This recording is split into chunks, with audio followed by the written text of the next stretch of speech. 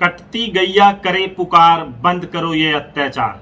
नमस्कार किसान साथियों, आप सब जानते हैं कि गौ माता को भारतीय संस्कृति में न केवल पूजनीय माना जाता है बल्कि वह तरनी पार कराने वाली माना जाता है।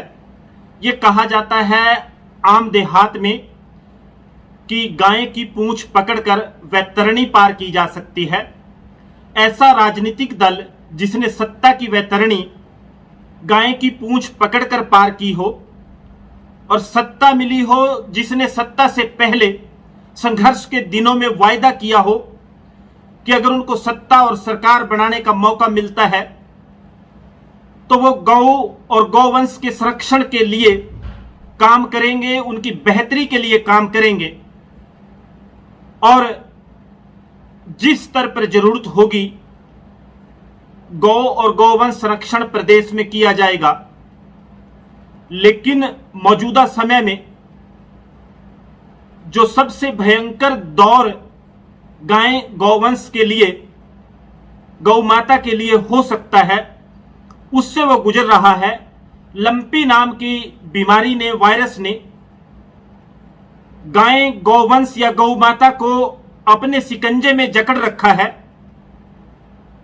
हरियाणा प्रदेश के किसान खेती किसानी के साथ साथ पशुपालन का काम बड़े स्तर पर करते हैं और उनमें बहुत संख्या में गाय हरियाणा प्रदेश में किसान पालने का काम करते हैं दुधारू पशु के रूप में।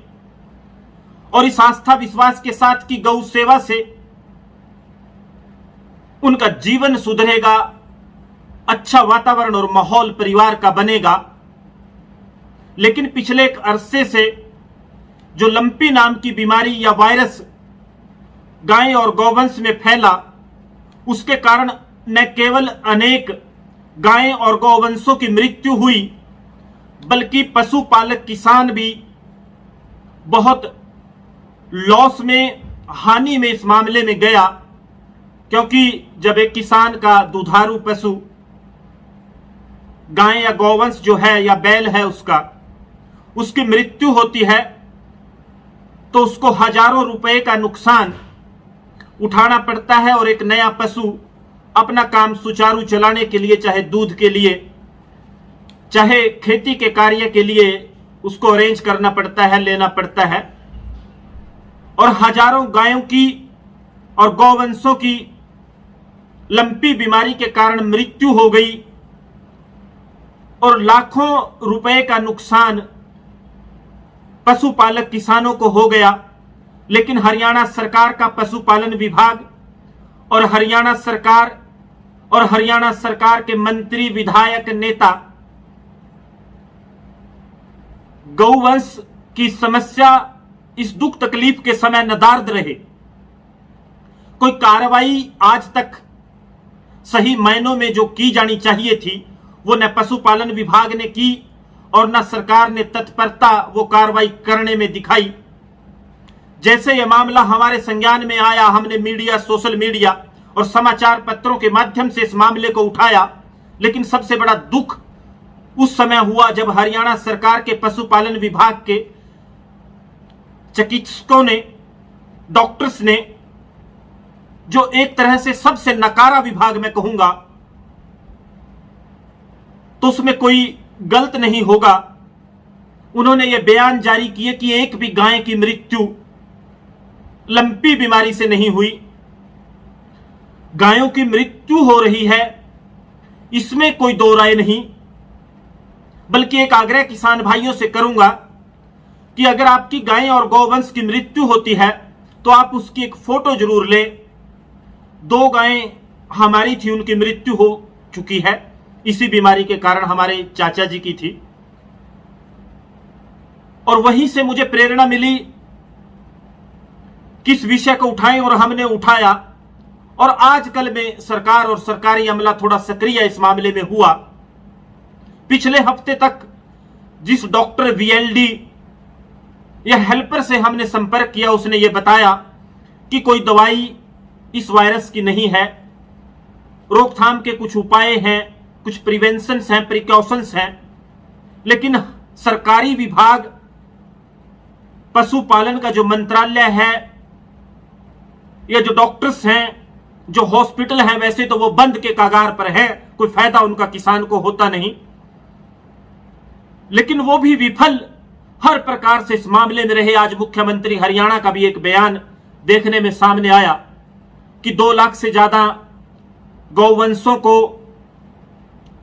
वैक्सीन लगा दी गई, गायों को वैक्सीन लगा दी गई और कोविड की तरह काम कर रहे हैं। कोविड की तरह काम करना चाहिए था, लेकिन किया नहीं गया। इस बात से इनकार नहीं करूंगा कि आजकल में कुछ सक्रियता बढ़ी है, लेकिन जितनी की जरूरत थी उतनी नहीं बढ़ी। दायित्व बहुत भारी है मौजूदा समय में जो लोग सत्ता में हैं, जिनकी सरकार है, उनके कंधों पर गाय और गौवंश के संरक्षण का, लेकिन वो विफल रहे। और ये हर एक गौ सेवक का दायित्व बनता है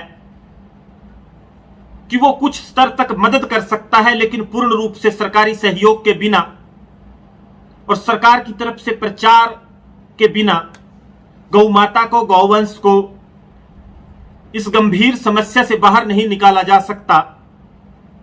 आप ये आवाज उठाएं, दबाव सरकार और सत्ता पर बनाएं कि वो गाय और गौवंश के संरक्षण के लिए सरकार और सरकारी अमले से मांग करें।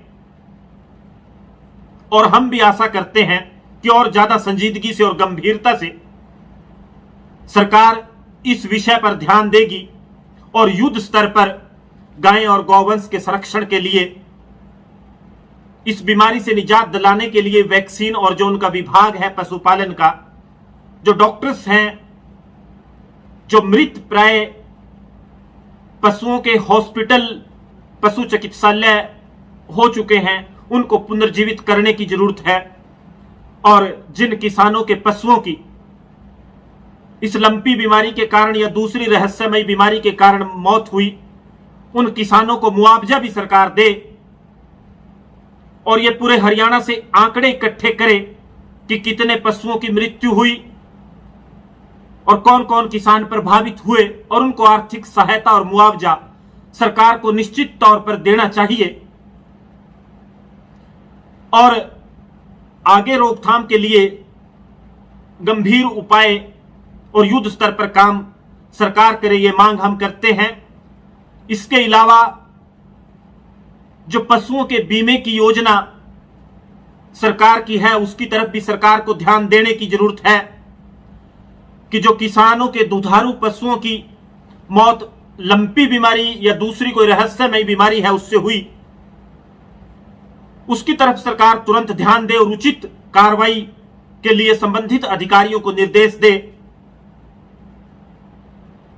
किसानों को आर्थिक नुकसान हुआ, लेकिन हमारी जो संस्कृति, सभ्यता और जो हमारे संस्कार कहते हैं, गौशाला में और सड़कों पर जहां तहां जो गाय और गौवंश बेसहारा घूम रहे हैं, जिनको सरकारी उपेक्षा के कारण आवारा का नाम दे दिया गया, ये सरकार की उपलब्धि है।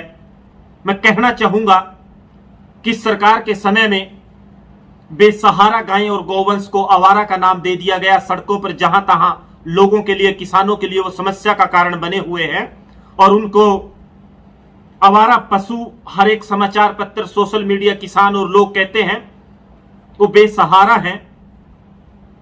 सैकड़ों हजारों एकड़ जमीन गौचरान और पशु संरक्षण के लिए हरियाणा प्रदेश में है, लेकिन सरकारी नाकामयाबी के कारण, सरकारी उपेक्षा के कारण प्रभावशाली और दबंग लोगों को उन जमीनों पर कब्जा है।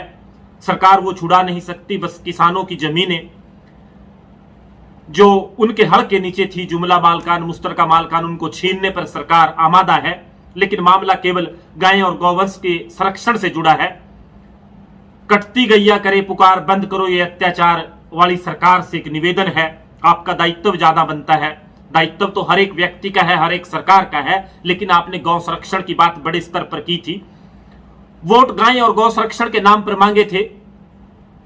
आपका दायित्व दूसरों से ज्यादा है। आपको आगे बढ़कर आना चाहिए, आपके वॉलंटियर्स को आना चाहिए, आपके नेताओं को आना चाहिए, आपकी सरकार को आना चाहिए। अगर आपकी सरकार के समय गाय और गौवंश इस दुख, तकलीफ और बीमारी के समय उपेक्षित है तो ये लानत की बात है और लानत उस व्यवस्था को हम भेजते हैं जो गाय और गौवंश के संरक्षण और उसके रखरखाव में विफल है।